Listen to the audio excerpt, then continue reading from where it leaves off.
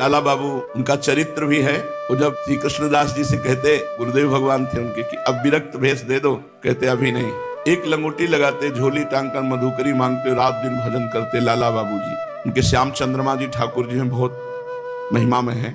उन्होंने विचार किया कि मेरे में कौन सी कमी है जो गुरुदेव मुझे विरक्त भेष नहीं दे रहे।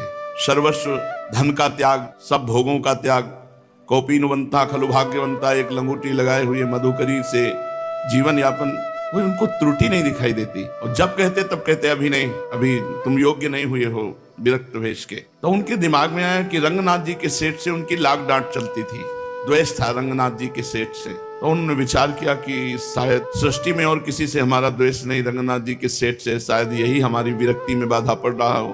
तो रोज सुबह रंगनाथ जी में भिखारियों को कुछ पदार्थ बांटे जाते थे, उसी पंक्ति में लाला बाबू जी लग गए जाके। सेवकों ने देखा रंगनाथ जी के सेठ यहीं वृंदावन में थे, उनसे प्रार्थना की कि लाला बाबू लाइन पे लगे हुए हैं जहाँ भिखारियों की।